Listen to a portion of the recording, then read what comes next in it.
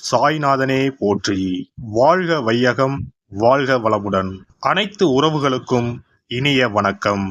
நாம் இந்த பதிவில் வாக்கிய பஞ்சாங்கத்தின்படி பயிற்சியாகும் சனி பகவானால் உங்கள் வாழ்வில் உண்டாகும் நற்பலன்கள் என்ன என்பதனை பற்றியும், கெடுபலன்கள் ஏற்படுமாயின் ராசிக்காரர்கள் செய்ய வேண்டிய பரிகாரம் என்ன, வழிபட வேண்டிய தெய்வம் யார் என்பதனை பற்றியும் விரிவாக காண்போம். 9 கிரகங்களுமே குறிப்பிட்ட கால இடைவெளியில் நகரக்கூடியவைதான். ஆனாலும் சில கிரகங்களின் பெயர்ச்சி மட்டுமே பெரும் தாக்கத்தை ஏற்படுத்தக்கூடியது என்பதால் அவை மட்டுமே பிரதானமாக பார்க்கப்படுதுங்க. அந்த வகையில் இந்த விசுவாச வருஷத்தில் வாக்கிய பஞ்சாங்கத்தின்படி சனி பகவான் மாசி மாதம் 22ஆம் தேதி, அதாவது 6/3/2026 அன்று வெள்ளிக்கிழமை, பூரட்டாதி நட்சத்திரம் 3ஆம் பாதம் கும்பராசியில் இருந்து புரட்டாதி நட்சத்திரம் 4ஆம் பாதம் மீனராசிக்கு காலை 8:26 மணிக்கு பெயர்ச்சி ஆகிறாருங்க. இந்த பயிற்சியில் மகர ராசிக்கு முழுமையாக 7.5 சனி நீங்குதுங்க. கும்பத்துக்கு பாதச்சனி, அதாவது 7.5 சனியின் கடைசி சுற்று ஆரம்பமாகுதுங்க.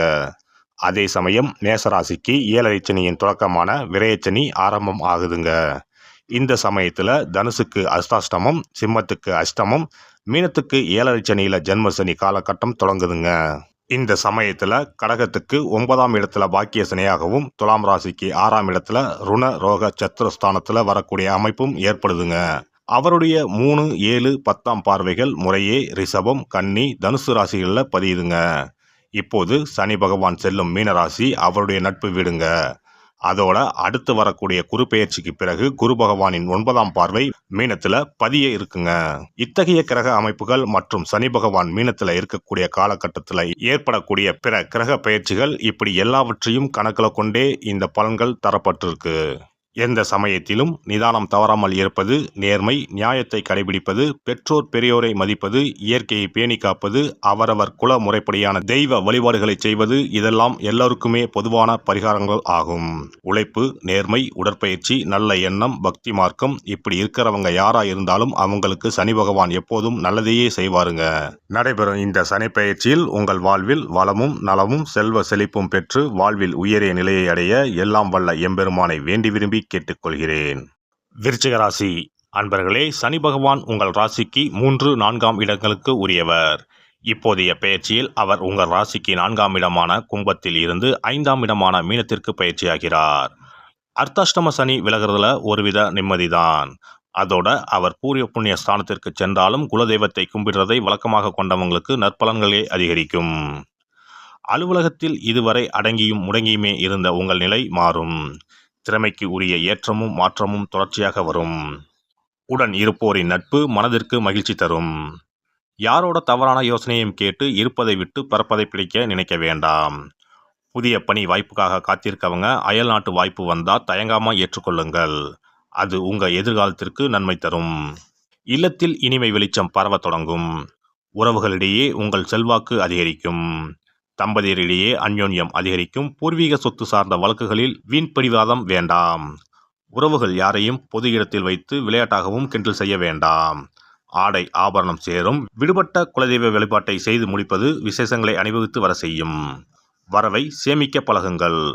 அதிர்ஷ்டம் உங்கள் வீடு தேடி வர்றப்ப வீண் கௌரவத்தால் அதை விரட்டிவிட வேண்டாம். விட்டு கொடுத்து போனா நிம்மதி நிலைக்கும். செய்யும் தொழில் எதுவானாலும் அதில் உங்கள் உழைப்புக்கு ஏற்ற உயர்வுகள் கிடைக்கும். நேரடி கவனம் செலுத்தினால் இதுவரை முடங்கியிருந்த வர்த்தக சக்கரம் முழு வேகத்தில் சுழலத் தொடங்கும். கையெழுத்திட்ட காசோலைகள், வங்கிக் கடன் அட்டைகளை கவனமாக பயன்படுத்துங்கள். அரசியல் துறையினருக்கு ஆதரவு அதிகரிக்கும். அதே சமயம் மறைமுக எதிரிகளும் உருவாகலாம். செயல்களில் நேர்மையும் வார்த்தைகளில் நிதானமும் இருந்தால் உங்களை ஊரே பெருமையாக பேசும். பெண்கள் சிறப்பான எதிர்காலத்திற்கான அஸ்திவாரத்தை அமைத்து தரக்கூடிய காலகட்டம் இதுவாகும். குடும்பத்தில் குழப்ப சூழல் விலகி இனிமை இடம் பிடிக்கும். இந்த சமயத்தில் வீணான சந்தேகமும் வேண்டாத சஞ்சலமும் தவிர்த்தால் நல்லவை சீராக நடக்கும். மாணவர்கள் முயற்சிக்கு உரிய மேன்மைகளை நிச்சயம் பெறலாம். வீண் கேளிக்கைகளை தவிர்த்தால் விசேஷ நன்மைகளை பெறலாம். கலை படைப்பு துறையினருக்கு கணிசமான வாய்ப்புகள் வரும். சிலரோட வஞ்ச புகழ்ச்சி உங்களை சறுக்க வைத்து விடலாம். எச்சரிக்கையாக இருங்கள். பயணங்களில் வேகம் கூடவே கூடாது. வழிபாதையில் சுகாதாரம் இல்லாத உணவை தவிருங்கள். உடல் நலம் சீராக இருக்க தினமும் கொஞ்ச நேரமாவது உடற்பயிற்சி செய்யணும். பற்கள், எலும்புகள், காது, மூக்கு, தொண்டை உபாதைகள் வரலாம். இந்த சனிப்பெயர்ச்சி காலகட்டத்தில் ஒருமுறை வைத்தீஸ்வரன் கோவில் சென்று முத்துக்குமார சுவாமியை தரிசனம் செய்யுங்கள். செவ்வாய்க்கிழமைகளில் முருகனை கும்பிடுங்கள். உங்கள் வாழ்க்கை உன்னதமாகும். சிறப்பு தொகுப்பு: சனிப்பெயர்ச்சியால் ஏற்படும் பாதிப்புகளை சரி செய்யும் சக்தி மிக்க 10 பரிகாரங்கள். சனி பகவானுக்கு உரிய சனிக்கிழமைகளில் விரதம் இருந்து அவரை வழிபடுவது மகத்தான பரிகாரமாகும். இந்த விரதத்தில் மதியம் ஒருவேளை மட்டும் உணவு உட்கொள்ள வேண்டும். இயலாதவர்கள் பழம் மற்றும் எளிய உணவுகளை ஏற்கலாம். சனிக்கிழமை அன்று காலையும் மாலையும் குளித்து சனி பகவானை தொழ வேண்டும். மாலை நேரத்தில் சூரிய அஸ்தமனம் அடைந்த பிறகு சிவாலயம் சென்று வழிபட வேண்டும். விநாயகரை முறைப்படி வணங்கி ஆலயம் வலம் வந்து மூலவர் அம்பாளை தரிசித்த பிறகு நவகிரகங்களை வலம் வந்து வணங்க வேண்டும். சனீஸ்வரரை வணங்கி சனி காயத்ரி மந்திரத்தை 18 முறை கூறி மனதார வழிபட வேண்டும். பின்னர் நல்லெண்ணெய் ஊற்றி 5 அகல் விளக்குகள் ஏற்றி வைத்து வழிபட வேண்டும். சனீஸ்வரர் தனி சன்னதியில் இருந்தால் அந்த சன்னதியின் முன் நல்லெண்ணெய் தீபங்கள் 5 ஏற்றி வைத்து வழிபடுவது விசேஷம்.